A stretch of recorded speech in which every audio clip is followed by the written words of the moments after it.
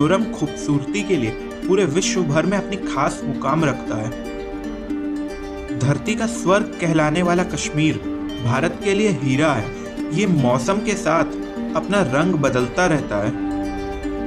कश्मीर इतना खूबसूरत है कि पूरे विश्व भर से लोग यहाँ की प्राकृतिक सुंदरता को देखने आते हैं। हम सभी का भी सपना होता है कि हम कश्मीर की वादियों का आनंद एक बार तो जरूर लें।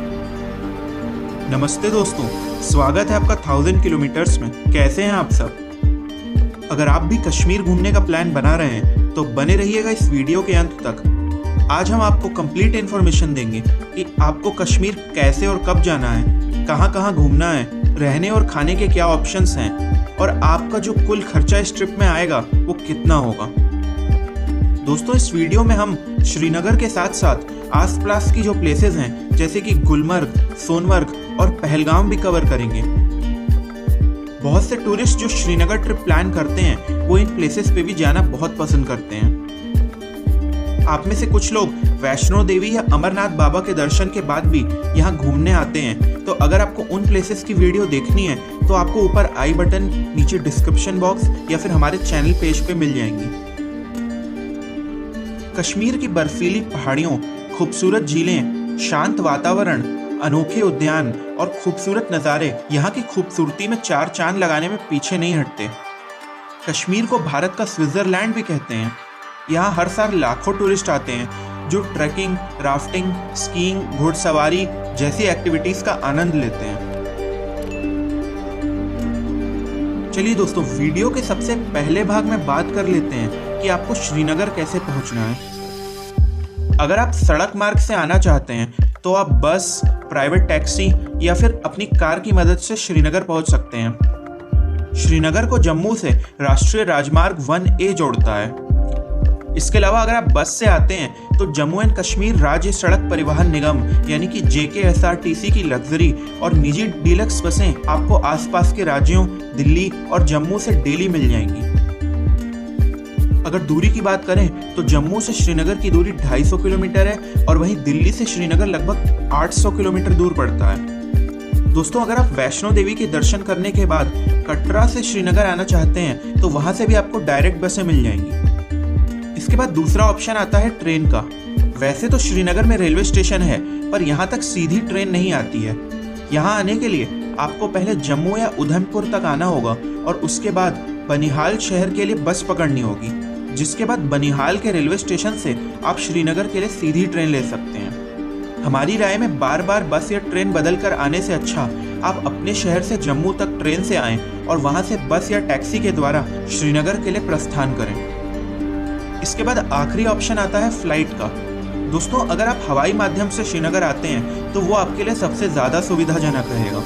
श्रीनगर में ही आपको एयरपोर्ट देखने को मिल जाता है जहाँ के लिए भारत के सभी प्रमुख शहरों से सीधी उड़ानें मौजूद हैं। तो आप अपने बजट और टाइम के हिसाब से इनमें से कोई सा भी ट्रांसपोर्ट ऑप्शन यूज कर सकते हैं। चलिए दोस्तों, एक बार आप श्रीनगर पहुंच गए तो इसके बाद बात कर लेते हैं यहाँ पे रुकने के ऑप्शंस की। श्रीनगर में आपको रुकने के लिए बाकी सभी शहरों की तरह होटल और होमस्टे तो मिल ही जाएंगे और इसके साथ ही साथ यहाँ पर आप डल झील में हाउस बोट में रुकने का बहुत ही बेहतरीन अनुभव भी ले सकते हैं। ये एक्सपीरियंस आपको किसी और शहर में नहीं मिल पाएगा। अगर प्राइवेट होटल्स की बात करें तो आपको 1000 रुपए से लेकर 8 से 10,000 रुपए तक के होटल और रिजॉर्ट मिल जाएंगे। इसके अलावा आपको यहाँ पर बहुत से बजट फ्रेंडली होम स्टेज भी मिल जाएंगे। अगर आप सीजन के वक्त जाते हैं तो पहले से बुकिंग करा कर जाना फायदेमंद रहेगा। दोस्तों, हमारी राय में आपको हाउस बोट के अंदर स्टे करने का अद्भुत अनुभव जरूर लेना चाहिए। इसलिए आप होटल के बजाय हाउस बोट स्टे का ऑप्शन चूज कर सकते हैं।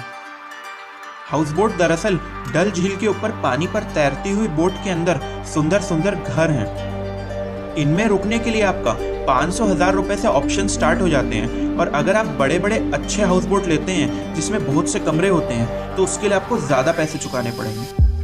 अगर खाने पीने की बात करें तो कश्मीर में आपको वेज और नॉन वेज दोनों ही ऑप्शंस मिल जाएंगे और अगर आप बिना प्याज लहसुन का खाना चाहते हैं तो उसके लिए भी आपको यहाँ पर कोई खास परेशानी नहीं होगी। आपको यहाँ पर Kashmiri pulao, Kashmiri gravy, momos, mutton, chicken ज़रूर ट्राई करना चाहिए। इसके अलावा कश्मीरी कावा, जो कि एक प्रकार की चाय है, उसे पिए बिना तो आपकी कश्मीर की ट्रिप अधूरी है।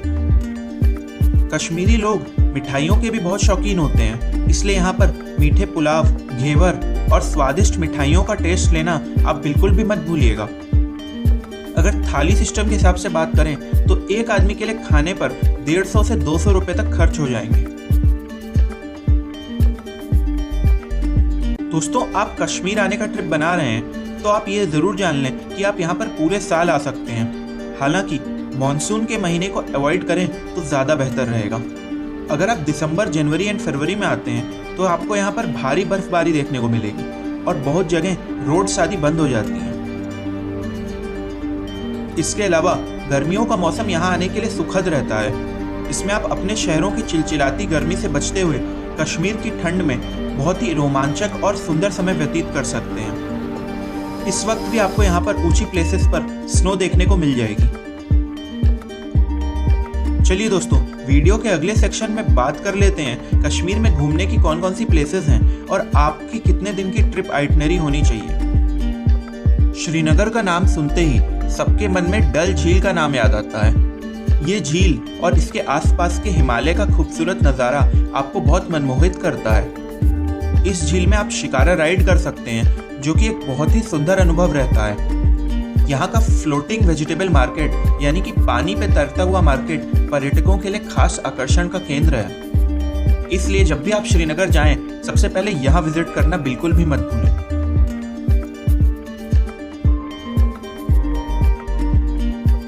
इसके बाद आप यहाँ के शालीमार बाग जा सकते हैं।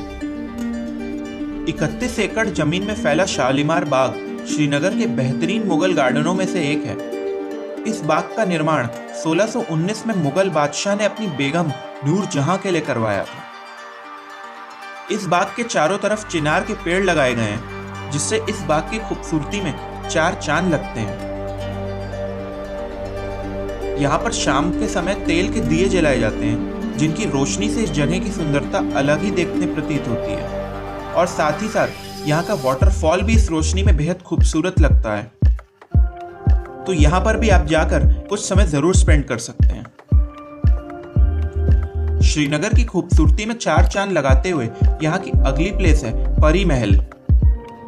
यह महल चश्मे शाही बाग के ऊपरी हिस्से में स्थित है, जिसे 17वीं सदी में बनवाया गया था। इस महल को मुगल बादशाह शाहजहां के सबसे बड़े पुत्र दारा शिकोह द्वारा बनवाया गया था। यहाँ पर आपको बहुत ही सुंदर आर्किटेक्चर, लॉन, गार्डन और बहुत से फूल और फलों के पेड़ देखने को मिलेंगे। तो यहाँ जाकर ठंडी ठंडी हवाओं के बीच ये एक्सपीरियंस लेना बिल्कुल भी मत भूलिएगा। दोस्तों, कश्मीर में डल झील के अलावा एक और झील है जो सैलानियों के बीच काफी प्रसिद्ध है। इसका नाम है वुलर लेक। ये एशिया की सबसे बड़ी मीठे पानी की झील है, जिसका पानी बेहद ही ताजा होता है। आपको यहाँ पर मछलियों और पक्षियों की बहुत सी प्रजातियां देखने को मिल जाएंगी। और इसके अलावा अगर आप वाटर गेम्स के शौकीन हैं, तो उसका भी आप यहाँ पर आनंद उठा सकते हैं। आपका श्रीनगर का trip Indira Gandhi memorial tulip garden देखे बिना अधूरा रहता है। यहाँ आकर आप फूलों की जन्नत में होने का अनुभव करेंगे। डल झील के किनारे मौजूद और जबरवार पर्वत पर स्थित ट्यूलिप गार्डन श्रीनगर से 8 किलोमीटर की दूरी पर स्थित है। करीब 75 एकड़ में फैली Indira Gandhi memorial tulip garden Bharat ही नहीं, पूरे एशिया का सबसे बड़ा ट्यूलिप गार्डन है। इसके बाद आप कश्मीर के दूसरे सबसे बड़े मुगल बाग यानी कि निशांत बाग जा सकते हैं। यहाँ पर आप कश्मीरी पारंपरिक ड्रेस पहनकर फोटोज क्लिक करवा सकते हैं। दोस्तों, ये पार्क सीढ़ी नुमा डिजाइन में बनाया गया है, जिसको घूमते हुए आपको बहुत अच्छा लगेगा। शाम के वक्त आप श्रीनगर की मार्केट्स में घूम सकते हैं। यहाँ का लाल चौक, रघुनाथ बाजार आदि काफी फेमस है। यदि आप शॉपिंग के शौकीन हैं, तो यहाँ के लाल चौक मार्केट में आपको कश्मीरी शॉल, कश्मीरी सेब, बादाम और अखरोट वगैरह खरीदना बिल्कुल भी मत भूलिएगा। तो दोस्तों, ये था श्रीनगर लोकल प्लेसेस घूमने का प्लान, जो कि 2 दिन में आराम से हो जाएगा। ये इस बात को ध्यान में रखकर बनाया है कि पहले दिन तो आपका आधा दिन श्रीनगर पहुंचने में और होटल या हाउस बोट में चेक इन करने में ही निकल जाएगा। तीसरे दिन आप गुलमर्ग के लिए प्रस्थान कर सकते हैं। ये श्रीनगर से 50 किलोमीटर की दूरी पर पड़ता है और एक बहुत ही खूबसूरत हिल स्टेशन है। दिसंबर जनवरी के महीनों में यहाँ बहुत भारी बर्फबारी होती है। गुलमर्ग अच्छी खासी स्नोफॉल होने के कारण यहाँ की स्नो एक्टिविटीज के लिए काफी प्रसिद्ध है। यहाँ पर आप माउंटेन बाइकिंग, स्कीइंग और स्लेज राइडिंग का मजा ले सकते हैं। अगर आप कपल हैं या आप अपने फ्रेंड्स और फैमिलीज के साथ आए हैं तो ये आपके लिए काफी अच्छी प्लेस हो सकती है। यहाँ पर आपको पूरे साल स्नो देखने को मिल जाएगी। यहाँ पर आप रोपवे की मदद से पहाड़ के ऊपर जा सकते हैं, जिसका जाने और आने का किराया 750 रुपये प्रति व्यक्ति होता है। ऊपर जाने के बाद वहां से आपको कश्मीर घाटी का बहुत ही सुंदर दृश्य देखने को मिलता है। इसके अलावा अगर स्नो एक्टिविटीज की प्राइसिंग की बात करें तो स्नो मोबाइल चलाने का किराया 1500 रुपये से शुरू हो जाता है और वहीं स्कीइंग के लिए आपको 500 से 1000 रुपये तक चुकाने पड़ते हैं। ये सभी किराए सीजन के हिसाब से घटते बढ़ते रहते हैं। दोस्तों, अगर आप चाहें तो गुलमर्ग में स्नो एक्टिविटीज और स्नोफॉल का मजा लेते हुए वहीं पर ही होटल या रिजॉर्ट में नाइट स्टे कर सकते हैं, या फिर अगर आप श्रीनगर सेम डे वापस आना चाहते हैं तो आप वापस आकर यहाँ पर भी स्टे कर सकते हैं। यहाँ पर इस बात का ख्याल जरूर रखिएगा कि गुलमर्ग में श्रीनगर के मुकाबले होटल की कीमत थोड़ी ज्यादा मिलेगी। इसके बाद नेक्स्ट डे आप सोनमर्ग जा सकते हैं। ये श्रीनगर से 85 किलोमीटर की दूरी पर पड़ता है।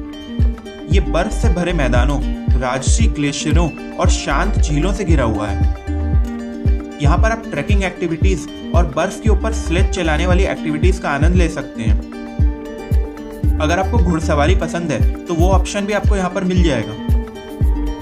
यहाँ की बर्फ से ढकी पर्वतमाला और चारों तरफ फैली हरे भरे घास के मैदानों का दृश्य लोगों के मन को मोह लेता है। सोनमर्ग में काफी सारे टूरिस्ट प्लेसेस हैं, जिसमें कि खासकर थाजीवास ग्लेशियर है, जिसे आपको जरूर देखना चाहिए। इसके अलावा आप जोजिला लेक, कृष्णासर लेक, विश्नासर लेक इत्यादि जगहों पर भी घूम सकते हैं। इन सभी जगहों पर आपको बहुत ही सुंदर वैली का नज़ारा देखने को मिलेगा और ऐसा लगेगा कि आप प्रकृति की गोद में बैठकर इन चीज़ों का आनंद ले रहे हैं। तो दोस्तों, इन सभी प्लेसेस को कवर करते हुए आपका 4 से 5 दिन का ट्रिप बन जाता है। अगर आपके पास एक आध दिन एक्स्ट्रा है तो आप पहलगाम भी जा सकते हैं। यहीं से बाबा अमरनाथ की यात्रा शुरू होती है और इसके साथ ही साथ ये अपने आप में एक बहुत ही सुंदर देखने योग्य जगह है। पहलगाम की खूबसूरत घने जंगल, खूबसूरत झीलें, नदियाँ, मनमोहक गगनचुंबी पर्वत, सेब के बगीचे और यहाँ के खूबसूरत बड़े बड़े घास के मैदान मानो किसी जन्नत से कम नहीं है। यहाँ पर आप बहुत सारी एक्टिविटीज भी कर सकते हैं, जैसे कि कैंपिंग, ट्रैकिंग, मछली पकड़ना, वाटर राफ्टिंग, घोड़े की सवारी आदि। पहलगाम आकर आपको बहुत ही शांत वातावरण का अनुभव होता है। यहाँ के हरे भरे मैदानों और खूबसूरत नदियों के सामने बैठकर आपको ऐसा लगेगा आप किसी अलग ही दुनिया में आ गए हैं। अगर आपके पास समय है तो आप बेताब वैली और अरू वैली घूमने जरूर जाइएगा। चलिए दोस्तों, वीडियो के अगले सेक्शन में बात कर लेते हैं कि इन सभी प्लेसेस को आपको घूमना कैसे है, यानी कि आपका मोड ऑफ ट्रांसपोर्ट क्या रहेगा। अगर बात करें इन सभी प्लेसेस को बजट में घूमने की, तो उसके लिए आप Jammu Kashmir state road transport की बस का इस्तेमाल कर सकते हैं और इसके अलावा श्रीनगर लोकल आप ऑटो की मदद से भी घूम सकते हैं। अगर आपकी फैमिली बड़ी है या फिर आप बस से ट्रैवल नहीं करना चाहते तो आप टैक्सी हायर कर सकते हैं, जो कि आपको 4 से 5 हज़ार में श्रीनगर के आसपास की सभी प्लेसेस कवर कराकर श्रीनगर में वापस ड्रॉप कर देते हैं। इसके बाद अगर आप पैकेज लेना चाहते हैं तो उस केस में आपको अलग से इन सभी चीज़ों की बुकिंग और आइटनरी की चिंता नहीं करनी होगी। आपको कश्मीर में बहुत से ट्रैवल एजेंट मिल जाएंगे और अमूमन पैकेज की बात करें तो 20 से 25 हज़ार रुपये के आसपास ये ट्रिप आपका कंप्लीट हो जाएगा, जिसमें कि आपका खाना पीना, होटल, ट्रांसपोर्टेशन ये सब चीज़ें शामिल रहती हैं। दोस्तों, इस बात का ख्याल जरूर रखिएगा कि अगर आप पीक सीजन में आते हैं, जिस वक्त यहाँ पर बहुत भीड़ है, तो फिर आपको अपना बजट बढ़ाना पड़ सकता है। चलिए दोस्तों, वीडियो के आखिरी सेक्शन में बात कर लेते हैं बजट की, यानी कि पर पर्सन कॉस्ट कितना लगेगा। अगर आप पैकेज नहीं बुक करते हैं और 4 से 5 दिन का कश्मीर ट्रिप प्लान कर रहे हैं, जिसमें कि श्रीनगर और आसपास की 3-4 प्लेसेस हैं, तो पर पर्सन कॉस्ट आपका 10,000 रुपये कम से कम आएगा, जिसमें कि हमने आपके शहर से श्रीनगर पहुंचने तक के और श्रीनगर से आपके शहर वापस पहुंचने तक का किराया शामिल नहीं किया है। अगर आप चाहें तो आप इससे थोड़ा कम में भी यहाँ पर घूम सकते हैं। उसके लिए आपको शेयर्ड